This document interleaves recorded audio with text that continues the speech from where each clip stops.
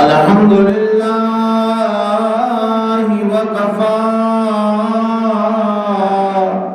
وسلام على عباده الذين اصطفى أما بعد فأعوذ بالله من الشيطان الرجيم بسم الله الرحمن الرحيم وله الكبرياء في السماوات والأرض وهو العزيز الحكيم وقال الله تعالى إنه لا يحب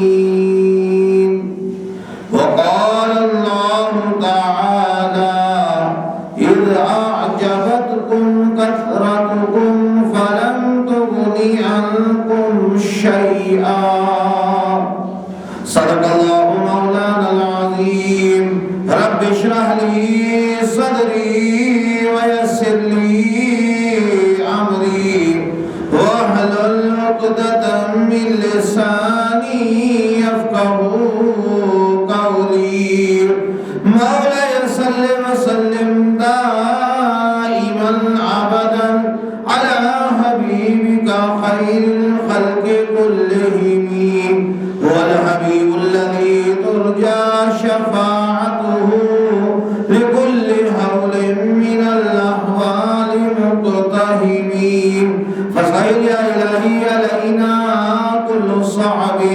بحرمة السيد الأبرار السهل والصلاة والسلام عليك يا رسول الله الصلاة والسلام عليك يا رسول الله والصلاة والسلام عليك يا حبيب الله الصلاة والسلام عليك يا حبيب الله والصلاة والسلام عليك يا نبي الله الصلاة والسلام عليك يا نبي الله وعلى آلك وصحابك يا نور الله وعلى آلك وصحابك يا نور الله نويت سنة الاعتكاف نويت سنة الاعتكاف لله تعالى لله تعالى عزیزان محترم اللہ رب العالمین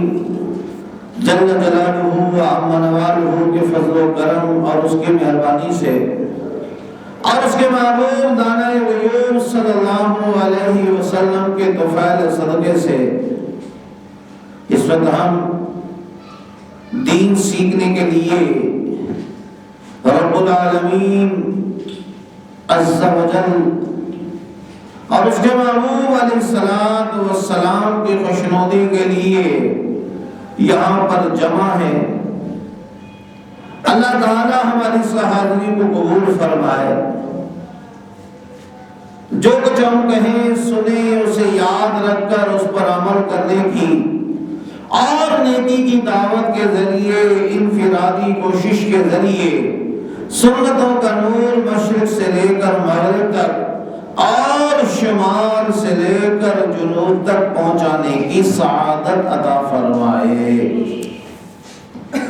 عزیزان محترم آج انشاءاللہ عز و جل تکبر کے حوالے سے کچھ باتیں آپ کی خدمت میں پیش کی جائیں گی شیخ طریقت حضرت علامہ مولانا صاحب زادہ محمد عبدالشکور صاحب قادری رضوی نقشبندی کھمکولوی رحمت اللہ علیہ آپ کے ملفوظات کا یہ 7واں حصہ ہے جس میں تکبر اور اس کے علاج کے متعلق حضرت کے ملفوظات آپ کی خدمت میں پیش کیے جا رہے ہیں اس میں اگر کوئی کمی رہ جائے تو اس میں آپ میرا قصور سمجھیے گا کیونکہ رب العالمین جل جلالہ و عم نوالہ نے قبلہ شیخ طریقت حضرت علامہ مولانا صاحبزادہ محمد عبدالشکور صاحب قادری رضوی نقشبندی گھمکوروی رحمت اللہ علیہ کو بڑی شان، بڑی عزت، بڑی رفعت اور بڑی بلندی عطا فرمائی۔ قرآن مجید فرقان حمید میں اللہ تبارک و تعالی نے ارشاد فرمایا لا يحب المستكبرين،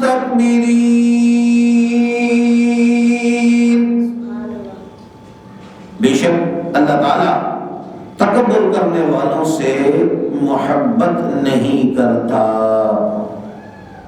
یعنی جو لوگ اپنے آپ کو کسی بھی درجے میں بڑا سمجھتے ہیں وہ اللہ تعالیٰ کی محبت سے محروم رہتے ہیں۔ اس کا مطلب یہ ہے کہ رب ذوالجلال ان سے ناراض ہے، کیونکہ جس کے دل میں بڑائی پیدا ہو گئی، اللہ کی محبت ٹوٹ گئی، سارا معاملہ ختم ہو گیا۔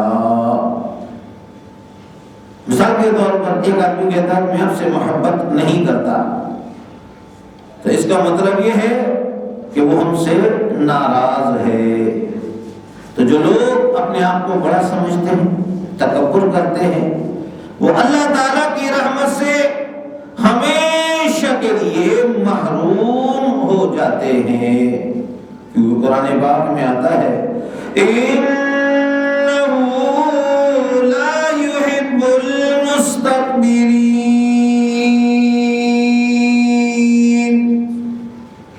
یعنی اللہ تعالیٰ نہ تو محبت کرتا ہے نہ آئندہ محبت کرے گا۔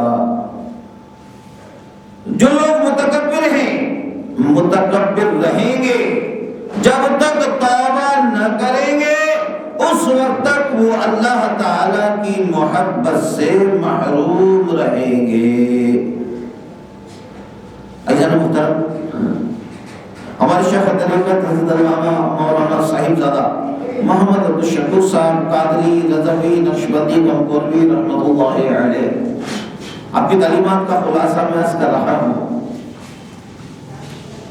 کہ جب بندہ اپنی نظر میں حقیر ہوتا ہے کہ میں دنیا میں سب سے زیادہ نالائق ہوں، سب سے زیادہ گناہگار ہوں، بدکار ہوں، اللہ تعالیٰ کی کسی بھی عبادت کا مجھ سے کوئی حق ادا نہیں ہو رہا، میں سر سے لے کر پاؤں کے ناخنوں تک گناہوں کی دلدل میں پھنسا ہوا ہوں، تو وہ اس وقت اللہ تعالیٰ کی نظر میں بڑا ہوتا ہے۔ اس کے برعکس جو اپنی نظر میں بھلا ہوتا ہے، اپنی نظر میں بڑا ہوتا ہے، وہ اللہ تعالیٰ کی نظر میں برا ہوتا ہے۔ لہذا ہمیں سوچنا چاہیے کہ اگر ہم اپنی نظر میں بھلے ہو جائیں تو فائدہ ہے، یا ہم اللہ کی نظر میں بھلے ہو جائیں تو ہمارا فائدہ ہے۔ انسان اپنی عقل سے فیصلہ کر لے۔ امید ہے کہ سمجھداری کا تقاضا تو یہ ہے کہ ہم اللہ کی نظر میں بھلے ہو جائیں، اللہ کی نظر میں بڑے ہو جائیں، اپنی نظر میں ہم گر جائیں کہ ہم جیسا کوئی نالائق نہیں، تو رب ذوالجلال ہمیں دونوں جہانوں کی عزت، عظمت اور رفعت اور بلندی عطا فرمائے گا۔ دوسری جو آیت مقدسہ وَلَهُ الْكِبْرِيَاءُ،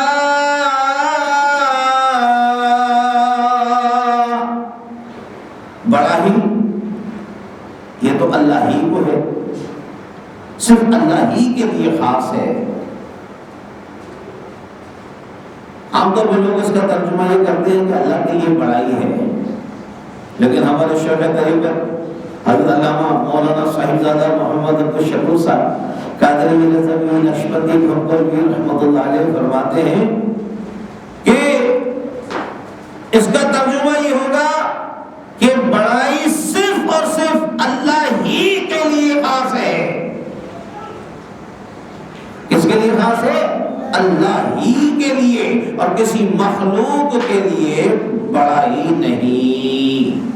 وَلَهُ الْكِبْرِيَاءُ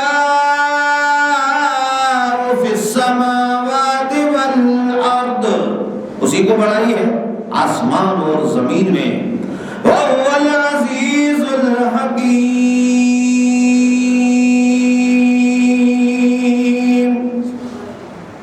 وہ زبردست طاقت والا اور زبردست حکمت والا ہے۔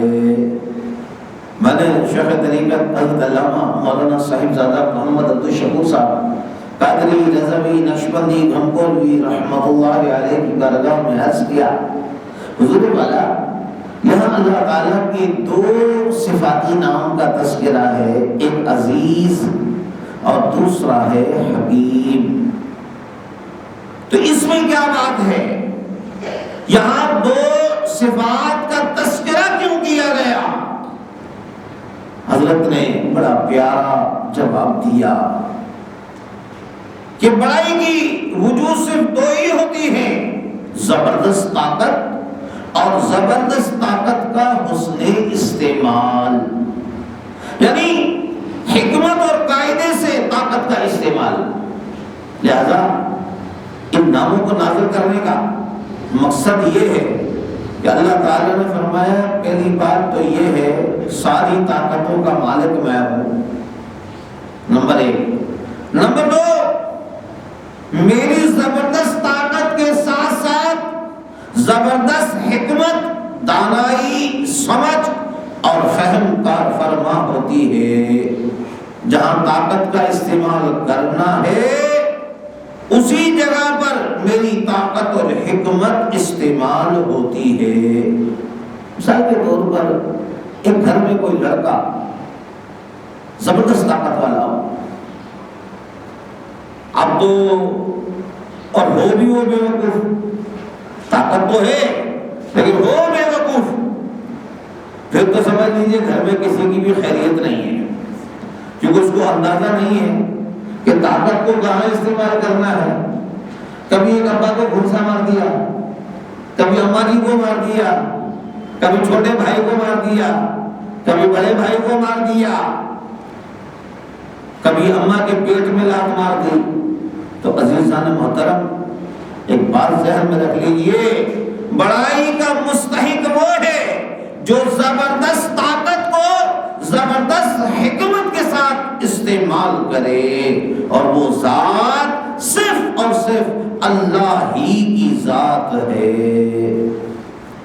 عزیزان محترم، مسند احمد، ابو داؤد، ابن ماجہ کے حوالے سے ملا علی قاری جو شیخ المحدثین ہیں ایک حدیث قدسی نقل کی ہے، بڑائی میری چادر ہے، جو اس میں گھسنے کی کوشش کرے گا میں اس کی گردن توڑ دوں گا۔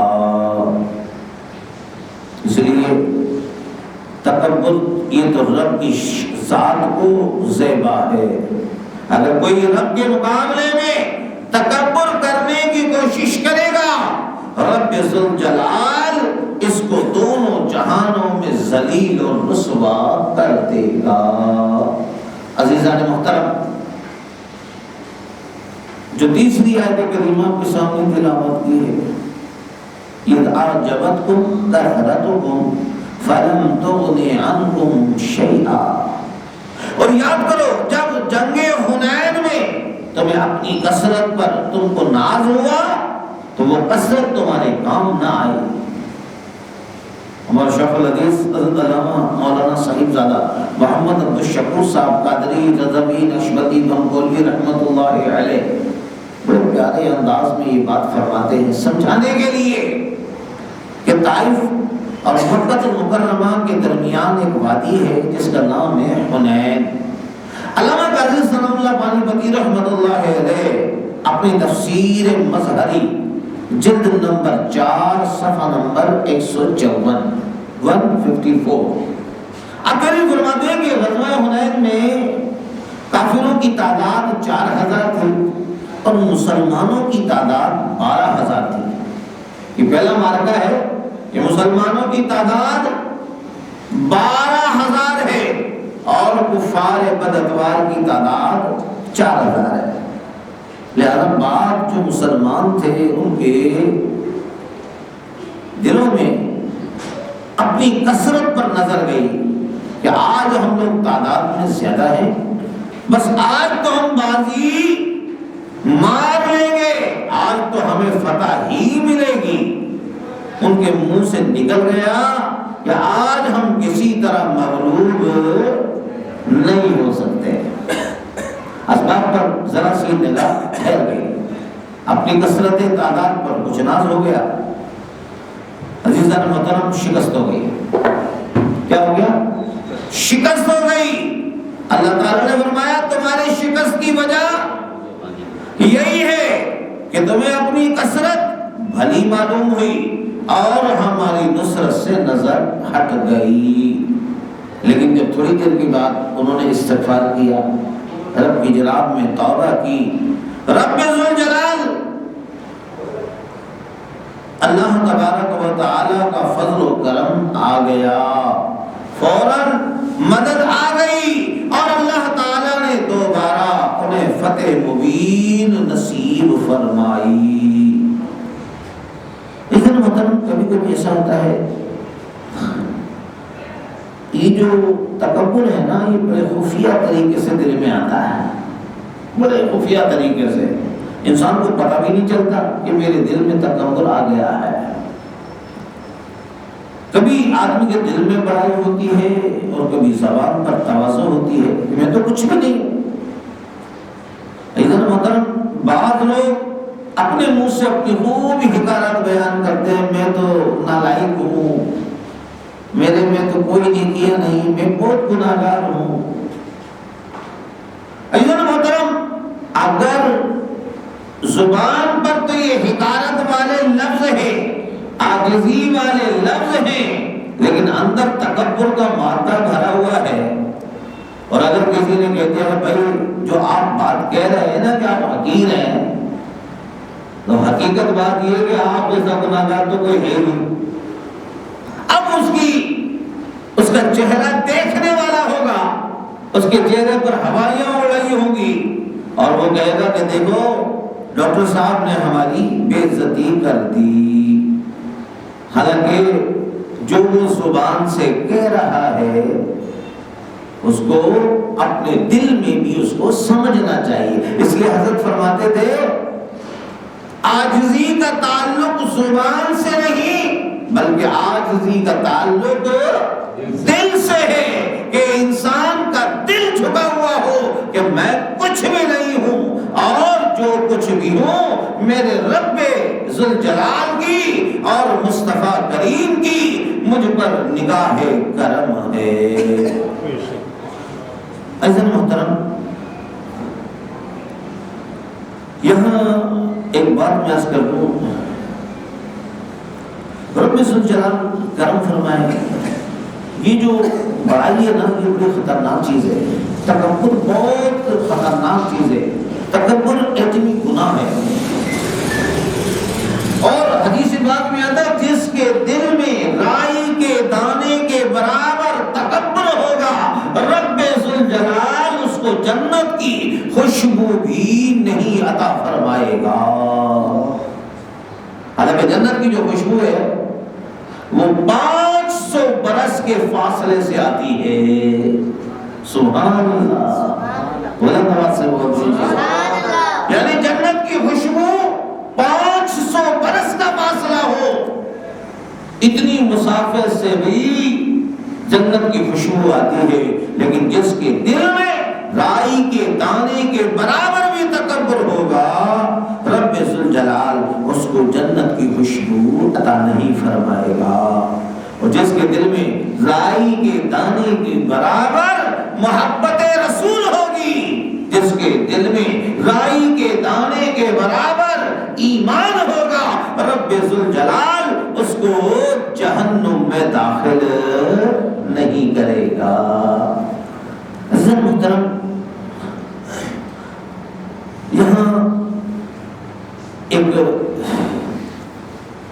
شخص ہمارے شیخ طریقت حضرت علامہ مولانا صاحبزادہ محمد عبد الشکور صاحب قادری رضوی نشبندی گنگولی رحمۃ اللہ علیہ آپ کی بارگاہ میں بڑے بڑے علماء فضلاء تشریف لاتے تھے، اور پھر یہی نہیں، علماء کے ساتھ ساتھ جو بڑے بڑے صاحب منصب، جو پی ایچ ڈی ڈاکٹر، جنہوں نے عربی میں پی ایچ ڈی کیا ہے، حضرت کے پاس وہ تشریف لاتے تو حضرت سے وہ سوال کرتے۔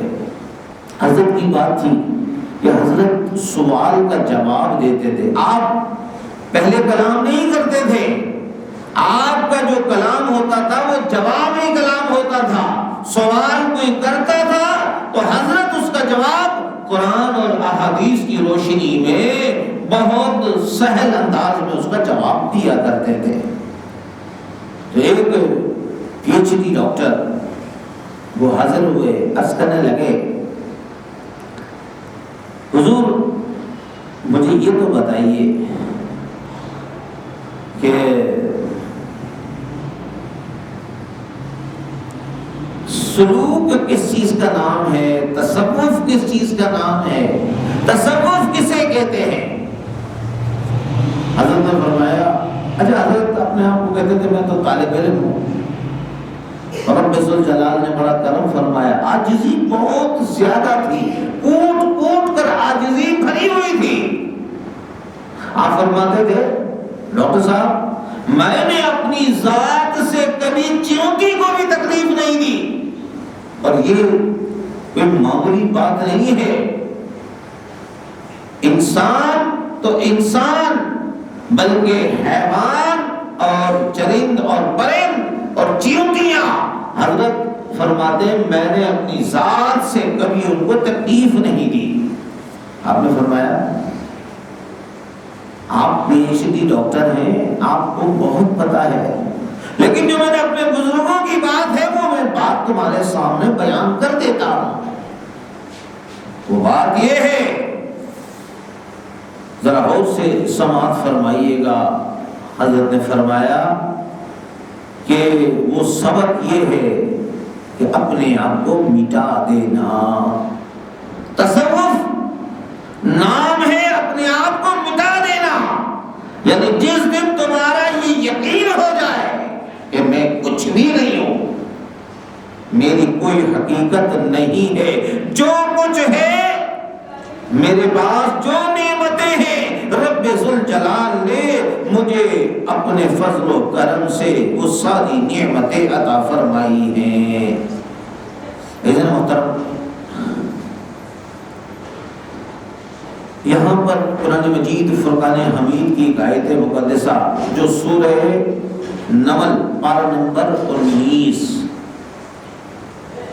قرآن مجید فرقان حمید میں آتا ہے، ان الملوک اذا دخلوا قریۃ افسدوها،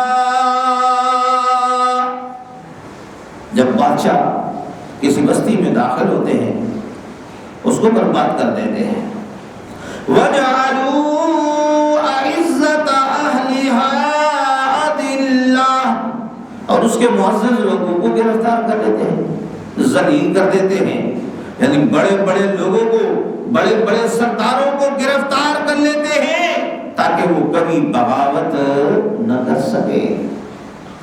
اب دیکھیں حضرت اس کی کتنے پیارے انداز میں بات بیان کرواتے ہیں۔ اپنے آپ کو اپنی مٹاتا کیسے، مٹتا کیسے ہے؟ جس کے پاس سب کچھ ہو تو وہ سمجھے کہ میرے پاس تو کچھ بھی نہیں ہے، آخر کیسے؟ آپ نے فرمایا اللہ تبارک و تعالی جب کسی کے دل میں، کسی کے قلب میں اپنی عزت اور اپنی عظمت کا جھنڈا لہراتے ہیں، جس کے دل کی بستی کو اپنے لیے قبول فرماتا ہے، اس کے دل کے کبر کے چودھری کو، عجب کے چودھری کو، ریا کے سردار کو گرفتار کر لیتا ہے، اس کے نفس کو مٹا دیتا ہے۔ لہذا تکبر اور اللہ کی نسبت یہ دونوں ساتھ جمع نہیں ہو سکتی۔ وہ شخص ہرگز صاحب نسبت نہیں ہو سکتا جس کے دل میں رائی کے دانے کے برابر تکبر ہو۔ عزیز محترم، حقیقت تو بات یہ ہے جس کے دل میں اللہ تبارک و تعالیٰ کی رحمت جلوہ گر ہو، پھر تکبر کا وہاں کیا کام ہے؟ یہ تکبر باطنی بیماری ہے۔ کیا ہے؟ باطنی بیماری ہے۔ یہ عجب باطنی بیماری ہے۔ اپنے آپ کو نیک سمجھنا، اپنے آپ کو ساہوکار سمجھنا، باقی سب کو چور سمجھنا، اپنے آپ کو جنتی سمجھنا، باقی سب کو جہنمی سمجھنا۔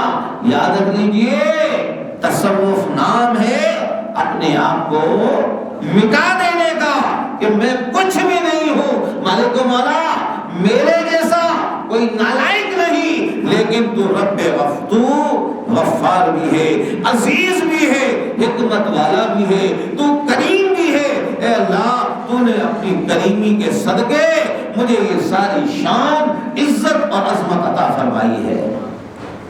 امام فخر الدین رازی رحمۃ اللہ علیہ نے تفسیر کبیر جلد نمبر 16 صفحہ نمبر 174 بڑی پیاری روایت ہے۔ ایک دفعہ حضرت سیدنا جبرائیل علیہ السلام بارگاہ رسالت میں حاضر ہوئے۔ اچانک سیدنا ابو ذر غفاری رضی اللہ تعالیٰ عنہ تشریف لے آئے۔ سیدنا جبرائیل علیہ السلام نے عرض کیا، یا رسول اللہ صلی اللہ علیہ وسلم، یہ جو آ رہے ہیں، یہ جو محفل میں آئے بیٹھے ہیں، یہ ابو ذر غفاری ہیں۔ سبحان اللہ۔ یہ کون ہے؟ یہ ابو ذر غفاری ہیں۔ میرے اور آپ کیا کہوں مولا؟ مکی مدنی مصطفیٰ صلی اللہ علیہ وسلم نے فرمایا، او تعرفون، کیا تم ابو ذر غفاری کو جانتے ہو؟ آپ تو آسمانی مخلوق ہو، مدینے کے لوگوں کو آپ کیسے جان گئے؟ اب سنیے گا، ابو ذر غفاری کو آپ نے کیسے پہچان لیا؟ عرض کیا، مدینے میں ان کی جتنی شہرت ہے، اس سے زیادہ یہ آسمان میں ہم فرشتوں کے درمیان مشہور ہیں۔ آپ صلی اللہ علیہ وسلم نے فرمایا، یہ فضیلت ان کو کیسے ملی؟ یہ شان، یہ رتبہ، یہ مقام، یہ عزت، یہ عظمت، یہ شہرت رب ذوالجلال نے ان کو کس وجہ سے عطا فرمائی؟ تو سیدنا جبرائیل علیہ السلام نے عرض کیا، میرے آقا صلی اللہ علیہ وسلم، یہ فضیلت ان کو دو وجہ سے ملی ہے، ایک قلبی اور ایک قالبی۔ ایک تو قلبی ہے اور دوسرا قالبی ہے، ایک دل کا عمل ہے اور ایک جسم کا عمل ہے۔ ایک دل کا عمل ہے قلبی اور ایک جسم کا عمل ہے۔ یہ دل میں اپنے آپ کو بہت حقیر سمجھتے ہیں۔ کیا؟ اپنے آپ کو بہت حقیر سمجھتے ہیں، اور اللہ تعالیٰ کو یہ ادا بہت پسند ہے۔ جو بندہ اپنے آپ کو چھوٹا سمجھتا ہے، حقیر سمجھتا ہے، اللہ تعالیٰ کو یہ ادا بہت پسند ہے کہ میرا بندہ بندگی کا حق ادا کر رہا ہے۔ بندہ ہو کر اکڑے، غلام ہو کر اکڑے، یہ بات بندگی کے خلاف ہے۔ تو ایک قلبی عمل اور دوسرا جسم کا عمل کیا ہے؟ یہ قل هو اللہ شریف سورہ اخلاص کی بہت تلاوت کرتے ہیں۔ ان دو اعمال کی برکت سے ان کی آسمان کے فرشتوں میں بڑی شہرت ہے۔ ایسا محترم، آپ نے مجھے بھی دیکھا ہوگا نماز میں پہلی رکعت میں کہیں سے بھی تلاوت کروں، دوسری رکعت میں سورہ اخلاص کی تلاوت ہی کرتا ہوں۔ ایسا ہوتا ہے۔ پوچھا گیا کہ جس کو سورہ اخلاص سے محبت ہے، یہ محبت اس کو اللہ تبارک و تعالیٰ کے فضل و کرم اور اس کی مہربانی سے جنت میں داخل کرا دے گی۔ سورہ اخلاص میں اللہ کی وحدانیت کا بیان ہے، اس لیے ایک رکعت میں کہیں سے بھی تلاوت کرو، دوسری رکعت میں سورہ اخلاص کی تلاوت کرتا ہوں تاکہ اللہ تبارک و تعالیٰ یہ شان، یہ مرتبہ، یہ عزت اللہ تعالیٰ ہمیں عطا فرما دے۔ ہمارے سلسلے کے بزرگ سیدنا جنید بغدادی رحمۃ اللہ علیہ، یہ اولیاء اللہ کے سردار ہے۔ ایک مرتبہ مسجد میں کسی نے اعلان کر دیا کہ اس ہماری اس محفل میں جو سب سے زیادہ نالائق ہے، سب سے زیادہ جو گناہگار اور بدترین ہے، وہ یہاں سے نکل جائے۔ مسجد میں سارے نمازی تھے، ان میں جو سب سے بڑے بزرگ تھے وہ سیدنا جنید بغدادی رحمت اللہ علیہ تھے۔ آپ کھڑے ہو گئے اور آپ مسجد سے باہر آ گئے۔ عزیزان محترم، آج اگر ہم 2 رکعت نماز پڑھ لیں، تسبیحات پڑھ لیں، نوافل پڑھ لیں، ذرا سی تلاوت کر لیں، ہم سمجھتے ہیں کہ ہم جنت کے ٹھیکیدار ہیں۔ ہم سب کو حقیر سمجھتے ہیں کہ ہمارے مقابلے میں کوئی کچھ نہیں، لیکن یہ اللہ والے ایسے ہیں جو اپنے آپ کو سب سے زیادہ حقیر سمجھتے تھے۔ اس وقت ان کے بزرگ حضرت سبتی رحمت اللہ علیہ، یہ ان کے پیر و مرشد ہیں، ان کو کسی نے بتایا کہ آج جنید نے یہ کارنامہ انجام دیا ہے۔ حضرت بہت خوش ہوئے اور فرمایا جنید کو اسی لیے جنید کہا جاتا ہے کہ یہ سب کچھ ہوتے ہوئے اپنے آپ کو کچھ نہیں سمجھتا۔ یہاں تو اللہ معاف کرے، ہم کہتے ہیں کہ ہم جیسا کوئی ہے ہی نہیں، ہم جیسا کوئی ہے ہی نہیں۔ ڈنگر جانور جو ہوتا ہے نا، ہم جیسا کوئی جانور ہی نہیں ہے۔ خدا کے بندے، تصوف نام ہے اپنے آپ کو مٹانے کا، اپنے آپ کی ہستی کو مٹانے کا نام ہے۔ میں کچھ بھی نہیں، جو کچھ ہوں یہ مالک و مولا تیری عطا سے، تیرے فضل و کرم اور تیری مہربانی سے مجھے یہ شان و رتبہ ملا ہے۔ اولیاء اللہ فرشتوں سے اس وجہ سے بازی لے جاتے ہیں، فرشتوں سے زیادہ ان کو عزت اس لیے ملتی ہے کہ یہ اپنے آپ کو کتوں سے بھی بہتر نہیں سمجھتے۔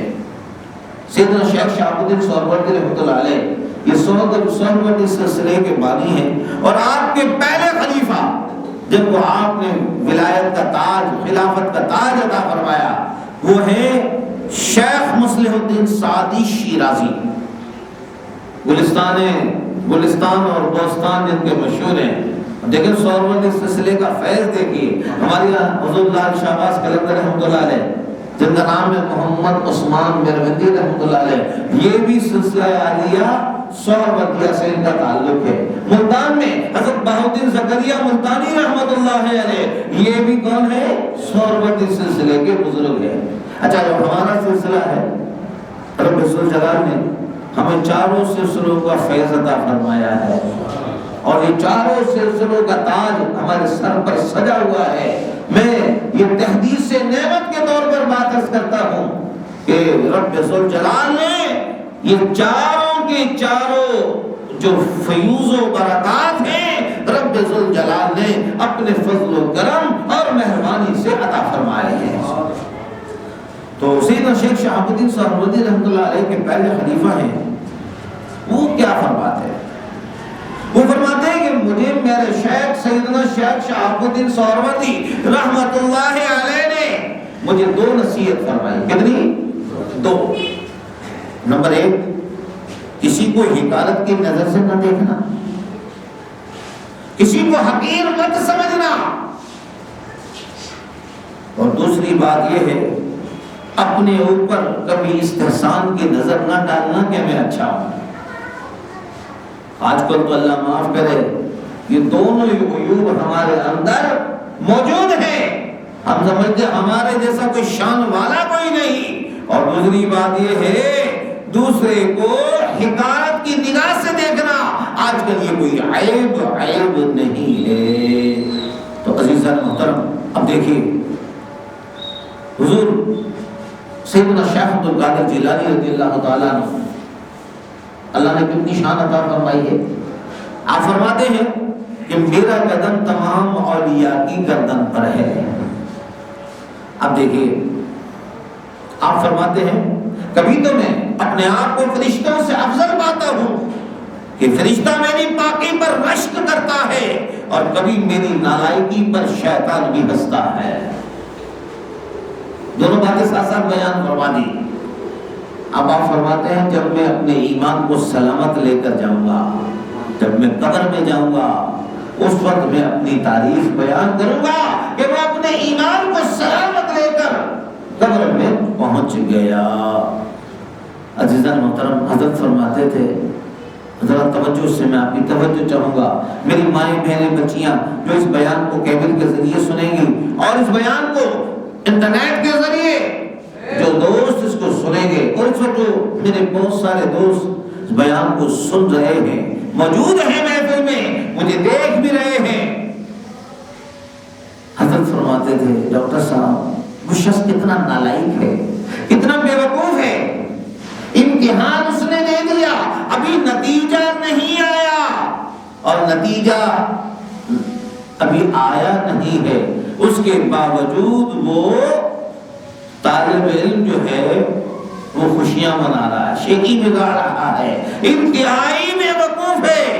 ارے خدا کے بندے، جب نتیجہ آ جائے اور پتہ چلے کہ تو نے پوزیشن لے لی ہے تو اب تو خوشی منانے کا حقدار ہے۔ تو عزیزان محترم، فرمایا جب تم ایمان سلامت لے کر اس دنیا سے چلے جاؤ، جنت میں تمہارا داخلہ ہو جائے تو پھر تم خوش ہو جانا اور جتنی چاہے خوشی منانا، یہ تمہارے حق میں بہتر ہے۔ عزیزان محترم، تکبر کے علاج کے لیے ایک بہت ہی پیاری بات، کاش اس کو ہم اپنے دل کے مدنی گلدستے میں سجا لیں۔ انسان ایک بات اپنے ذہن میں بٹھا لے کہ میں کچھ بھی نہیں ہوں، اور کل قیامت کے دن میں رب کی بارگاہ میں حاضر ہوگا، میرا کیا حال ہوگا۔ حضرت فرماتے تھے ڈاکٹر صاحب، اللہ تعالیٰ کی کیوں سے ڈرو، اللہ تعالیٰ کی کیوں سے ڈرو، یہ کام تم نے کیوں کیا اور یہ کام تم نے کیوں نہیں کیا۔ اس لیے یہ کیوں سے ڈرنا، اگر سوال ہو گیا، رب کی بارگاہ میں سوالات ہو گئے تو پھر یاد رکھنا بہت مشکل ہو جائے گی۔ اگر یہ آدمی سمجھ لے کہ مجھے رب کی بارگاہ میں پیش ہونا ہے اور پیش ہو کر مجھے رب کی بارگاہ میں اپنے معاملات کا حساب دینا ہے، وہ یقیناً تکبر سے بچ جائے گا۔ امام فخر الدین رازی رحمت اللہ علیہ، آپ نے ایک واقعہ لکھا ہے کہ ایک بزرگ پر نزع کا عالم تھا۔ یہ بہت پیارا واقعہ ہے۔ نزع کا عالم تھا، مریدین، معتقدین اور شاگرد پر قریب میں بیٹھے ہوئے تھے۔ اچھا، سنت بھی ایک چیز ہے، جب بندہ دنیا سے جا رہا ہو اس کو کلمے کی تلقین کی جائے، اس کو یہ نہ کہا جائے کہ کلمہ پڑھو، یہ غلطی کبھی نہیں کیجیے گا، کلمہ پڑھو نہیں، اس لیے ہو سکتا ہے نزع کا عالم ہو، اس کو بہت زیادہ تکلیف ہو، بہت زیادہ اس کو اذیت ہو، اور اس اذیت میں وہ پڑھنے سے انکار کر دے، اس کا ایمان برباد ہو جائے گا۔ اس لیے اس کو یہ نہ کہو کہ تم کلمہ پڑھو، بلکہ اس کے سامنے کلمہ تم پڑھو، کلمے کی تلقین کرو، تاکہ اس کو بھی کلمہ یاد آ جائے اور وہ بھی کلمہ شہادت پڑھے۔ لیکن آپ بیٹھیں گے، علماء کی صحبت میں آئیں گے، بزرگوں کی صحبت میں آئیں گے، یہ جو بیانات سن رہے ہیں یہ ہماری اصلاح ہو رہی ہے، تو ہمیں کہنا نہیں ہے بلکہ کیا کرنا ہے، تلقین کرنی ہے، اس کے سامنے کلمہ بلند آواز کے ساتھ پڑھنا ہے تاکہ اس کو کلمہ یاد آ جائے۔ امام فخر الدین رازی رحمت اللہ علیہ آپ فرماتے ہیں کہ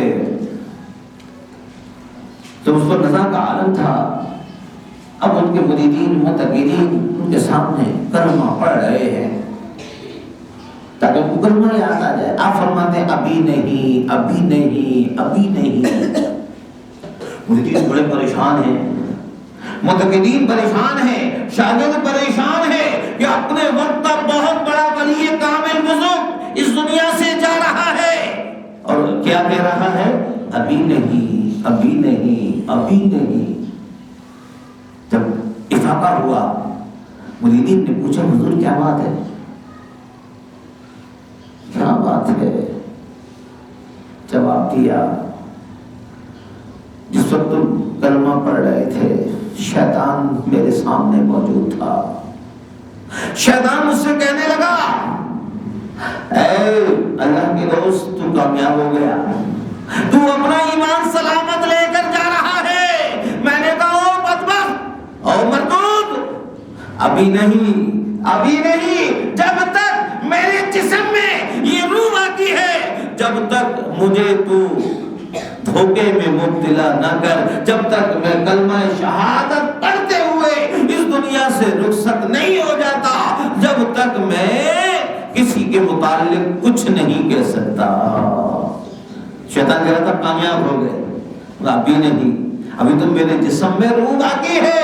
ہاں جب میں دنیا سے جا رہا ہوں اور کلمہ شہادت پڑھتے ہوئے اگر میں رخصت ہو گیا تو پھر کامیابی میرا مقدر بن جائے گی. حضرت محترم سیدنا شیخ عبد القادر جیلانی رضی اللہ تعالیٰ عنہ، آپ کا ابتدائی دور ہے، جنگل میں جا رہے، تو جنگل میں پہنچے، ایک بادل آیا، اس میں سے نور کی شعائیں نکل رہی ہیں، نور برس رہا ہے. آواز آئی اے عبد القادر میں تمہارا خدا ہوں، آج سے تم پر نماز معاف ہے. سیدنا شیخ عبد القادر جیلانی رضی اللہ تعالی عنہ آپ فرمانے لگے او مردود شیطان، پھر تو آپ نے سوچا کہ مجھ پر نماز معاف ہو گئی؟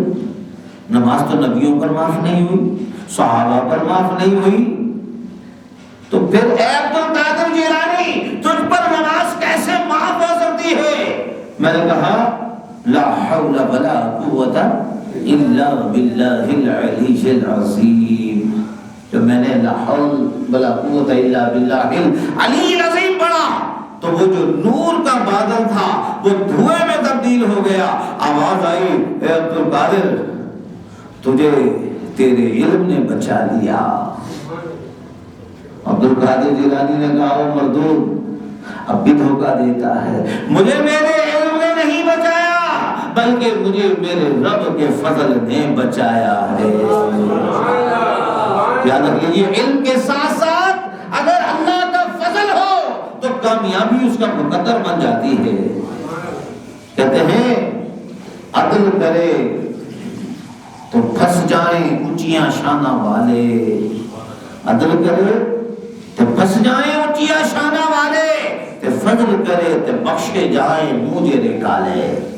اگر فضل ہوگا تو ہم اور آپ سب اللہ تعالیٰ کی رحمت سے مصطفیٰ کریم کے قدموں سے لپٹ کر پل صراط کو پار کر کے جنت میں داخل ہو جائیں گے.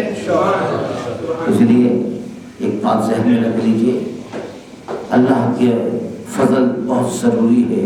اگر اس کی رحمت ہوگی، اس کا فضل ہوگا تو ہمارا بیڑا پار ہو جائے گا.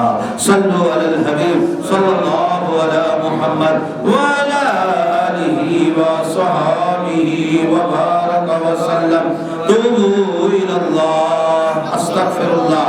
صلو علی الحبیب صلی اللہ علی محمد وعلی آلہ وصحابہ وبارک وسلم. عزیزان محترم، بہت ساری باتیں رب ذوالجلال کا کرم ہے جو ہماری ہدایت کے لیے ہمارے اکابر نے بیان کی ہیں. کاش ہم ان کو سیکھیں، ان کو یاد رکھیں، ان کو اپنی زندگی پر نافذ کریں تو رب ذوالجلال ہمیں خصوصی مہربانی فرما دے گا. عزیزان محترم،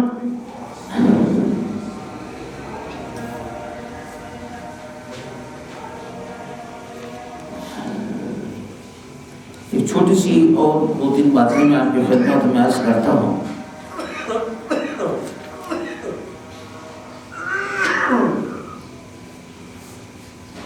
کہ اللہ رب العالمین جل جلالہ و عم نوالہ نے وہ لوگ جو تکبر کرتے ہیں،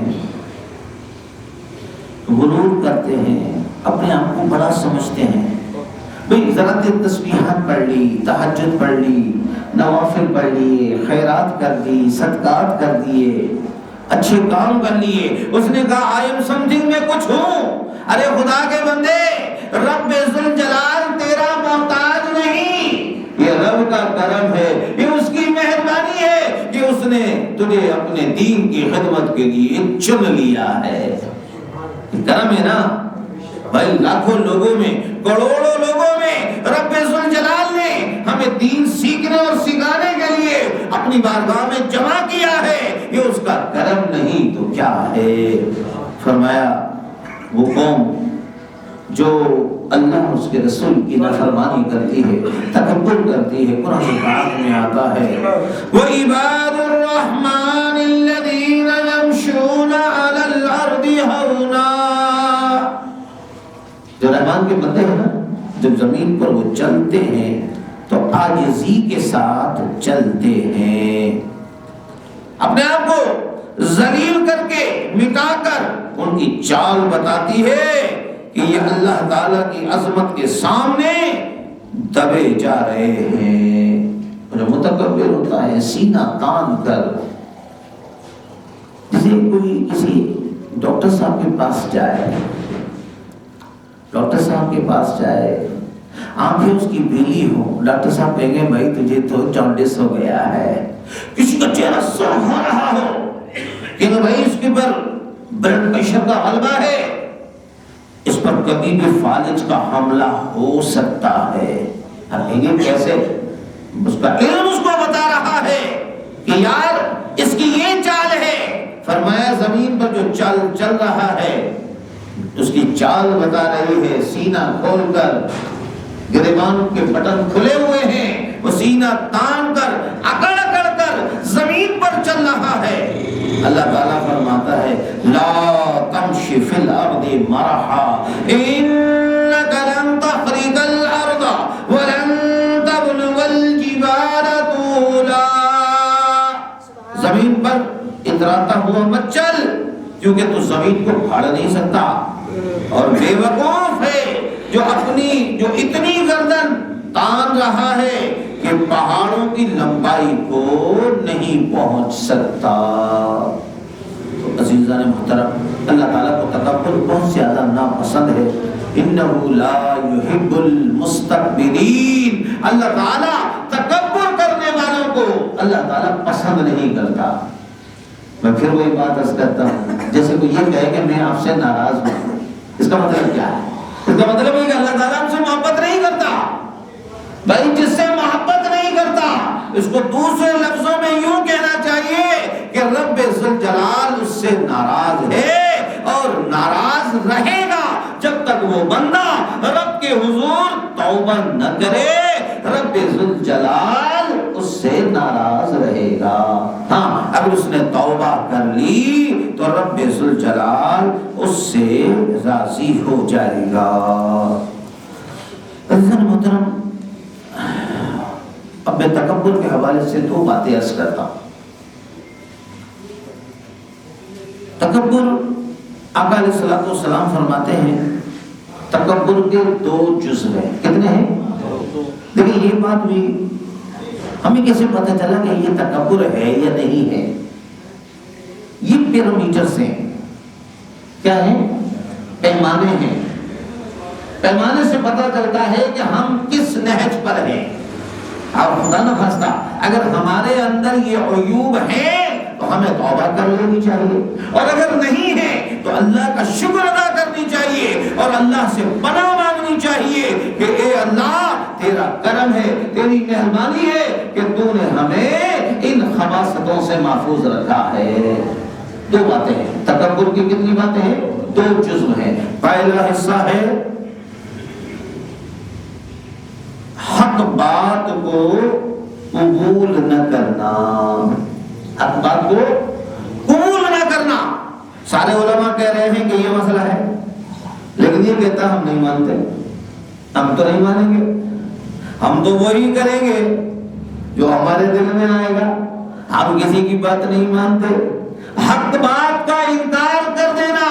وہ کہتا میں تو مستغنی ہوں، اس کو کہا جاتا بھائی دیکھ اللہ کی پناہ مانگ، اللہ تبارک و تعالی کا قہر و غضب بہت خطرناک ہے، اللہ کی پکڑ بہت زیادہ سخت ہے، تو اللہ کی پکڑ سے ڈر۔ تو کہتا میں کسی بات کو نہیں مانتا۔ تو عزیزان محترم، مثال کے طور پر مسجد کے امام صاحب ہے، نماز پڑھائی، نماز کے دوران وضو ٹوٹ گیا۔ اب وضو ٹوٹ گیا تو امام صاحب نے کیا کیا، پیچھے آ گئے، انہوں نے وضو بنایا، وضو بنا کر نماز ادا کی۔ اب اگر وہ تکبر کرتے، کہتے ہیں یار کیا ہے، کسی کو کیا پتا، کسی کو کیا پتا۔ اب انہوں نے وضو بنا کر اپنی نماز کے ساتھ ساتھ وہ جو دوسرے لوگوں کی نمازوں کے امین تھے ان لوگوں کا انہوں نے خیال کیا اور ان کی نمازوں کی بھی حفاظت کی۔ تو عزیزان محترم، اب اگر کوئی یہ سوچے کہ یار میں اگر وضو بناؤں گا تو میری تو بڑی بےعزتی ہوگی، یار دیکھو یار ڈاکٹر صاحب کا تو وضو ٹوٹ جاتا ہے نماز میں، بھائی یہ تو بشری تقاضا ہے، یہ بشری تقاضوں میں اگر کسی کے ساتھ ایسا ہو جائے تو یہ کوئی غلط کام تو نہیں ہے، انسان کے ساتھ ایسا ہو سکتا ہے۔ ہاں فرشتے ہیں، فرشتے کھانے سے پینے سے سونے سے پاک ہیں، نہ ان کو بھوک لگتی ہے، نہ ان کو نیند آتی ہے، نہ اکتاہٹ ہوتی ہے، نہ وہ تھکتے ہیں۔ ہم تو انسان ہیں، ہمیں تھکاوٹ بھی ہوگی، ہمیں اکتاہٹ بھی ہوگی، ہمیں یہ سارے بشری تقاضے بھی ہوں گے۔ دوسری بات، تکبر کا جو دوسرا جزو ہے وہ ہے لوگوں کو حقیر سمجھنا۔ کسی کو دیکھا تو اس کے سامنے کہا ارے آپ جیسا کوئی پرہیزگار ہی نہیں، ڈاکٹر صاحب یو گڈ مین، آپ تو بہت نیک آدمی ہیں، سامنے تعریفوں کا پل باندھ رہا ہے اور بعد میں کہہ رہا ہے کہ بے وقوف آدمی ہے، پاگل ہے، حالے تو کوئی کام نہیں۔ حقیر سمجھنا، یاد رکھ لیجیے، سامنے تو بڑی تعریفیں کر رہا ہے، پیچھے کہہ رہا بڑا بدو ہے، بے وقوف آدمی ہے، اس کو کوئی کام ہی نہیں ہے۔ چاہتا تو دواخانے میں جا کر بیٹھتا، یہ کیا کر رہا ہے، دنیا کو چھوڑ کر یہ آخرت کی باتیں کرتا رہتا ہے، نیکی کی دعوت دیتا رہتا ہے۔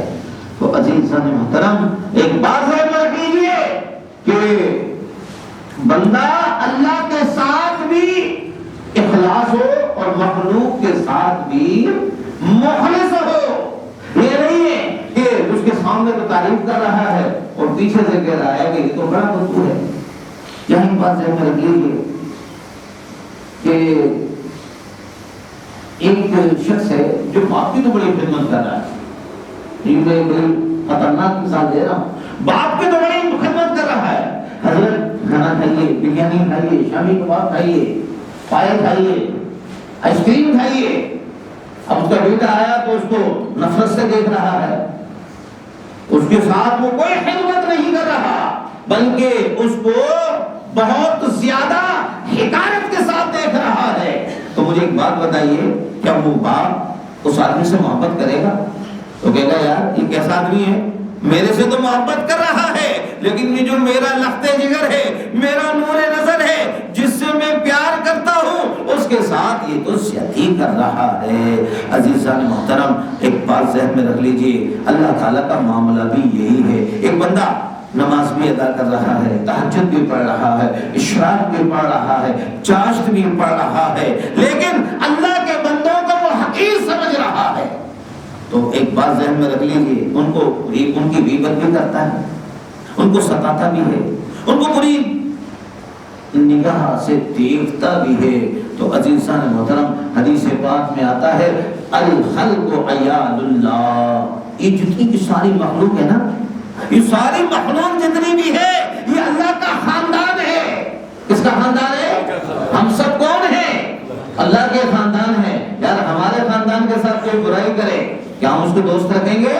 بالکل نہیں رکھیں گے۔ تو یاد رکھ لیجئے جو اللہ تبارک و تعالیٰ کی مخلوق کے ساتھ جو زیادتی کرے گا رب ذوالجلال اس کو بھی اپنا دوست نہیں بنائے گا۔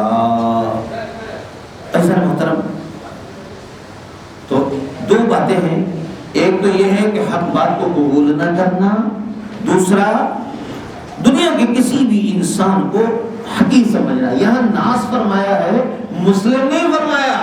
انسان چاہے وہ کسی بھی سے نہج پر ہو، چاہے وہ خدا کو مانتا ہو یا خدا کا انکار کرتا ہو، یاد رکھ لیجیے ہے تو وہ انسان نہ، اس کا ہمیں خیال کرنا ہے۔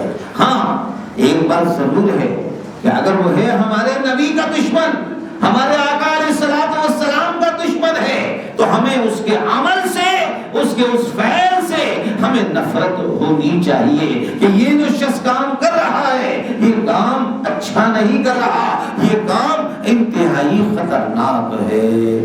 عزیزان محترم امید ہے کہ انشاءاللہ عز و جل اس چیز کی طرف ہم توجہ دیں گے۔ عزیزان محترم اب بیان کو میں سمیٹ رہا ہوں، حضرت کی دو باتیں آپ کی خدمت میں اور عرض کرتا ہوں۔ ایک لڑکی کی شادی ہو رہی تھی، دلہن بنایا جا رہا تھا۔ اب تو جگہ جگہ پر بیوٹی پارلر ہے، ہمارے یہاں شادی ہوتی ہے تیاری کسی اور کے یہاں ہوتی ہے، شادی کسی کے یہاں تیاری کسی اور کے یہاں۔ شادی کا میک اپ الگ ہوتا ہے، پارٹی کا میک اپ الگ ہوتا ہے، مہندی کا میک اپ، یہ سارے فضولیات ہیں۔ ایک بات ذہن میں رکھ لیجئے، جو کام خاندانی کام تھا، فیملی میٹر تھا، اس کو ہم لے آئے پبلک میں۔ شادی جو تھا نا خالصتاً فیملی میٹر تھا۔ آقا علیہ الصلوۃ والسلام کی بارگاہ میں ایک صحابی آیا، آقا علیہ الصلوۃ والسلام نے دیکھا کہ ان پر ایسی اس وقت ایسا کوئی معاملہ تھا جس سے پتہ چلتا تھا کہ اس کی شادی ہوئی ہے۔ جیسے آج کل ہمارے یہاں جب کوئی آتا ہے تو اس کو لگتا ہے کہ یہ شادی کر کے آ رہا ہے، اس کی شادی ہوئی ہے۔ آقا علیہ الصلوۃ والسلام نے فرمایا اے میرے صحابی کیا تمہارا نکاح ہوا ہے؟ عرض کیا ہاں یا رسول اللہ صلی اللہ علیہ وسلم میرا نکاح ہوا ہے۔ آقا علیہ الصلوۃ والسلام نے یہ نہیں فرمایا کہ تم نے مجھے نہیں بلایا۔ میں اگر آج ہمیں کوئی کہے، شفیق بھائی کہے کہ میرے بیٹے کی شادی ہوئی ہے، میں بولے یار آپ نے مجھے یاد نہیں کیا، پھر مجھے بھی یاد کر لیتے میں بھی آ جاتا۔ کھانے پینے کا تو میں بھی شوقین ہوں بھائی، آپ سے زیادہ شوقین ہوں، آپ کبھی کھلا کر تو دیکھیں، میں بہت شوقین ہوں کھانے پینے کا۔ لیکن ایک بات یاد رکھ لیجیے، کھانا پینا ہی تو سب کچھ نہیں ہے نا۔ تو عزیزان محترم جو بات میں عرض کرنا چاہ رہا ہوں کہ جو فیملی میٹر تھا اس کو ہم نے بنا دیا پبلک میٹر۔ آقا علیہ الصلوۃ والسلام نے یہ نہیں فرمایا کہ تم نے مجھے اپنی شادی میں نہیں ملایا۔ اب یہ بتائیے صحابہ کرام سے بڑھ کر کوئی آقا علیہ الصلوۃ والسلام سے محبت کرنے والا تھا؟ نہیں، ہو بھی نہیں سکتا۔ صحابہ کرام نے جو آقا علیہ الصلوۃ والسلام سے محبت کی، ایسی محبت تو کوئی کر ہی نہیں سکتا۔ حضرت فرماتے تھے بڑی خطرناک بات ہے اگر اس وقت صحابہ کرام آ جائیں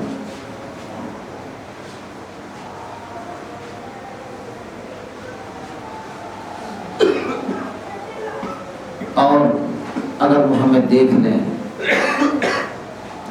ہمیں مسلمان ماننے سے انکار کر دیں، اور اگر ہم صحابہ کرام کو دیکھ لیں تو ہم انہیں صحیح العقل انسان سمجھنے سے انکار کر دیں۔ ہم تو کہیں دیوانے ہیں، عقل سے پیدل ہیں۔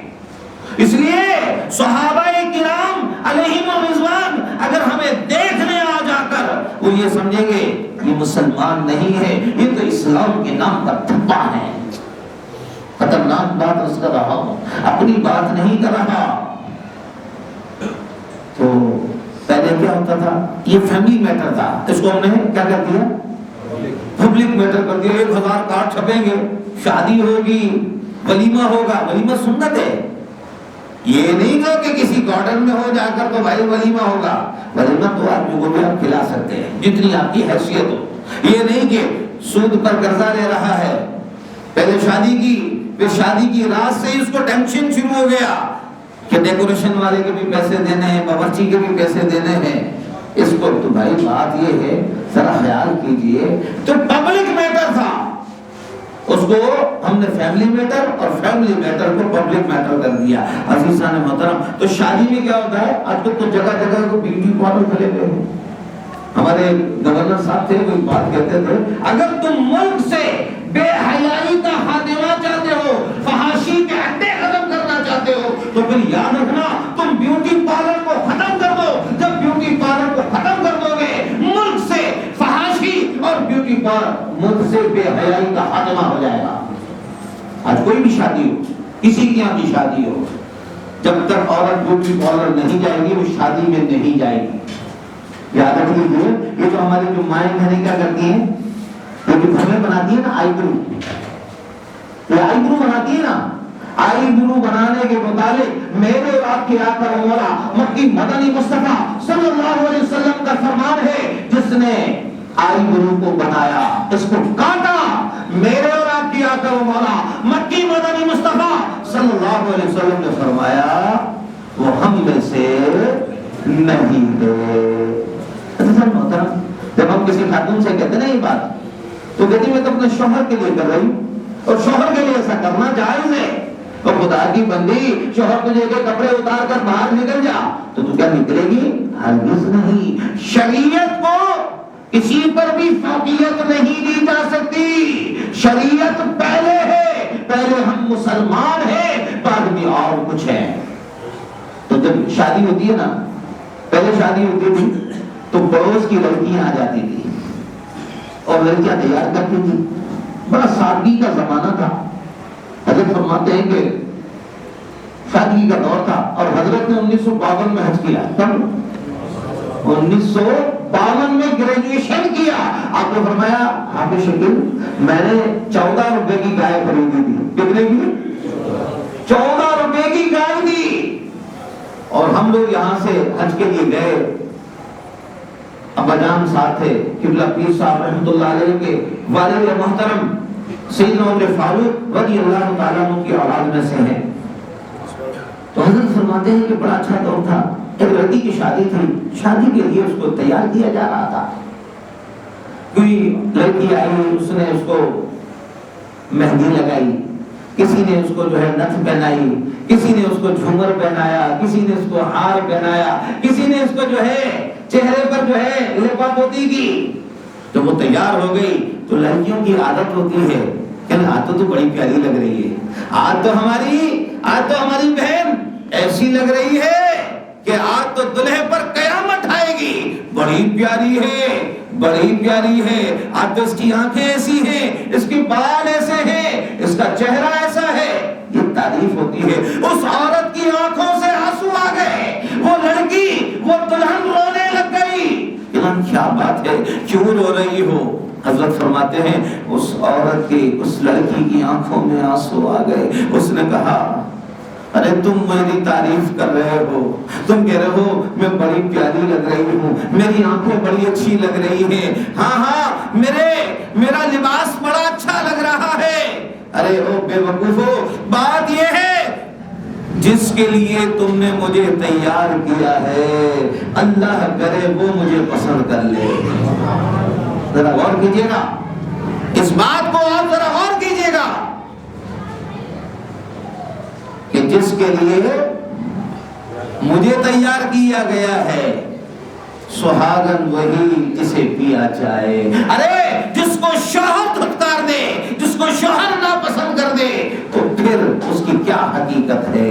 عزیزان محترم، بات آسان سی ہے. ہم نماز بھی پڑھ رہے ہیں، ہم روزہ بھی رکھ رہے ہیں، ہم اچھے کام بھی کر رہے ہیں. اللہ کرے رب ذوالجلال ہمیں اپنی بارگاہ میں قبول فرما لے. ورنہ حضرت فرماتے تھے یہ نیکی ہضم نہیں ہوتی. حافظ شکیل نیکی ہضم نہیں ہوتی. میں نے کہا حضرت وہ کیسے؟ فرمایا نیکی ہضم تو ایسے ہو کہ جب بندہ رب کی بارگاہ میں جائے رب ذوالجلال اس کو اپنی بارگاہ میں قبول فرما لے، اس کی نمازیں بھی قبول ہوں، اس کا روزہ بھی قبول ہو، اس کی نیکی کی دعوت بھی قبول ہو، اس کی تلاوت کلام پاک بھی قبول ہو، اس کا درود و سلام، اس کا ختم خواجگان نقشبند وہ بھی قبول ہو، اس کا لینا دینا بھی رب ذوالجلال قبول فرمائے۔ سہاگن وہی جسے پیا جائے، شوہر تو دھتکار دے، فرمایا جس کے لیے تم نے مجھے تیار کیا ہے اللہ کرے وہ مجھے پسند کر لے۔ ایک بات یہ ہے، ہم نماز کس کے لیے پڑھ رہے ہیں؟ بہت سارے کیا ہوتے ہیں، ہمارے بزرگوں کی مثال دے، مولانا روم رحمۃ اللہ علیہ نے مثال دی، آخری بات عرض کر رہا ہوں، مولانا رومی رحمۃ اللہ علیہ فرماتے ہیں یہ جو گدھا ہوتا ہے نا، گدھا، خطرناک بات ہے، کوئی ناراض نہیں ہونا، کوئی بھی ناراض نہیں ہونا، کسی پر میں اپنے آپ پر کہہ رہا ہوں، آپ پر نہیں، معذرت کے ساتھ۔ یہ جو گدھا ہے نا، یہ جو گدھا موٹا ہوتا ہے نا، یہ بھوسا کھانے سے موٹا ہوتا ہے۔ کس سے ہوتا ہے؟ بھوسا کھانے سے موٹا ہوتا ہے۔ اور یہ جو حضرت انسان ہے نا، یہ موٹا ہوتا ہے کان کے ذریعے سے۔ اوہو ڈاکٹر صاحب تو بابا، ارے بڑا نیک آدمی ہے، بڑا سخی آدمی ہے، بڑا رحم دل ہے، ابھی کانوں سے سن رہا ہے اور یہ موٹا ہوتا جا رہا ہے۔ سمجھ گئے؟ گدھا ہوتا ہے موٹا بھوسے سے، اور حضرت انسان موٹا ہوتا ہے کانوں سے۔ یہ جو خوشامدی لوگ ہوتے ہیں نا، تو بابا تم بڑے نیک ہو یار، تم تو ایسے ہو کہ ہزاروں آدمیوں کی شفاعت کرو گے۔ حضرت نے مرتبہ بیان کیا، حفاظ کرام کا اسناد کی تقریب اسناد تھی، حدیث پاک میں آتا ہے حافظ قرآن، جو حافظ قرآن ہے رب ذوالجلال اس پر کتنا کرم کرے گا، اتنا کرم کرے گا، اس کی تو مغفرت کرے گا ہی، لیکن اس کے جو ماں باپ ہیں نا، اللہ تعالیٰ اس کے ماں باپ کے سر پر ایسا نورانی تاج پہنائے گا جس سے مشرق اور مغرب روشن ہو جائیں گے۔ فرمایا وہ حافظ صاحب جو ہے نا، جس نے قرآن پاک حفظ کیا ہے، وہ کہتا اب تو ہم بخشائے ہیں، اب ہمیں کرنے کی کیا ضرورت ہے، اب نے تو قرآن پاک حفظ کر لیا۔ فرمایا ارے بھائی خدا کے بندے، خالی پڑھ لینا یہ مطلب نہیں ہے، پڑھنے کے ساتھ ساتھ اس کو اپنی زندگی پر نافذ بھی کرنا ہے، اس کے حلال کو حلال بھی سمجھنا ہے، اس کے حرام کو حرام بھی سمجھنا ہے۔ پہلے تو تیری مغفرت ہو، پہلے تو اپنی بات کر۔ حضرت بڑے جلال میں تھے، حضرت نے فرمایا پہلے تو اپنا خیال کر، جب تیرا کام ہوگا تو پھر آگے تیرے والدین اور تیرے ساتھ جو متعلق ہے اللہ تعالیٰ ان پر بھی کرم فرمائے گا۔ حافظ صاحب ہے لیکن نماز نہیں پڑھتا، وہ نمازوں سے دور ہے، نماز پڑھنے کے لیے مسجد میں آنے کے لیے اس کے پاس وقت نہیں ہے، قرآن پڑھنے کے لیے وقت نہیں ہے۔ جو پڑھتا ہی نہیں وہ سمجھے گا کیا، اور جو سمجھے گا نہیں وہ عمل کیا کرے گا۔ بہرحال ہمارے بیان کا خلاصہ یہ ہے، جسے اللہ تعالیٰ نے نعمتیں دی ہیں وہ اللہ کا شکر ادا کرے۔ آئیے سمجھے کہ مجھ پر میرے رب کا کرم ہے۔ یاد رکھ لیجئے کہ کسی کو حقارت سے نہ دیکھے، یہ سمجھے جو کچھ ہے یہ میرے رب نے مجھ پر کرم فرمایا ہے، ورنہ میں تو بہت نالائق تھا، میں تو بہت زیادہ بدکار اور پاپی تھا، لیکن یہ رب نے مجھ پر کرم فرما کر مجھے اتنی ساری نعمتیں عطا فرمائی۔ اللہ تعالیٰ سے دعا ہے اللہ تعالیٰ مجھے بھی آپ کو بھی تکبر سے بچنے کی توفیق عطا فرمائے اور اس روحانی بیماری کو دور فرما دے۔ اللہ تعالیٰ ہماری خطاؤں کو معاف کر دے، ایمان کی سلامتی کے ساتھ دونوں جہانوں میں کامیابی عطا فرمائے۔ مالک و مولا جتنے بھی حاضرین ہیں اللہ سب پر کرم فرما دے۔ اے اللہ ہمیں دین سیکھنے والا بنا دے۔ اے اللہ ہمیں مولوی نہ بنانا، ہمیں ولی بنانا۔ حضرت فرماتے تھے مولوی نہ بننا ابھی شکیل، میم اور واو کو نکال دو تو ولی بن جاؤ گے۔ اور یاد رکھنا مولوی جہاں ہوتا ہے وہیں کا وہیں رہتا ہے، ولی جو ہوتا ہے وہ خود بھی منزلیں طے کرتا ہے اور دوسروں کو بھی منازل طے کراتا ہے۔ اللہ کرے ہم سب کے سب اللہ اور اس کے رسول کی بارگاہ میں مقبول ہو جائے۔ اللہ تعالیٰ ہم سب کا خاتمہ بالخیر فرمائے، دین دنیا آخرت کی ہر بھلائی، ہر اچھائی، ہر خیر ہمیں عطا فرمائے۔ فرمائے، ہم سب کا خاتمہ بالخیر فرمائے۔ جس کسی کے دل میں کوئی سا بھی نیک ارادہ ہو اللہ تعالیٰ اس نیک ارادے میں کامیابی عطا فرمائے۔ ہمارے اس ملک پاکستان میں نظام مصطفیٰ اور مقام مصطفیٰ کا تحفظ عطا فرمائے۔ اے اللہ عز و جل ہم سب کا خاتمہ بالخیر فرمائے۔ اس ملک پاکستان میں شراب پینے پر آزادی ہے، زنا کرنے پر آزادی ہے، فحاشی کے عدوں پر آزادی ہے، لیکن نیکی کی دعوت دینے پر پابندی ہے۔ اللہ کرے یہ پابندیاں ختم ہو جائیں۔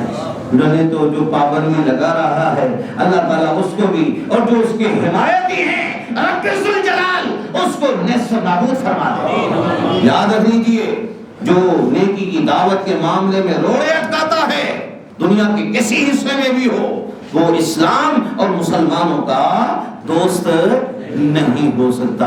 اللہ تعالیٰ ہمیں نیکیاں کرنے کی توفیق عطا فرمائے، نیکی کی دعوت دینے کی توفیق عطا فرمائے، ہم سب کا خاتمہ بالخیر فرمائے۔ ان اللہ و ملائکتہ یصلون علی النبی یا ایھا الذین آمنوا صلوا علیہ وسلموا تسلیما۔ الصلاۃ والسلام علیک یا رسول اللہ وعلی آلک واصحابک یا حبیب اللہ۔ آمین آمین برحمتک یا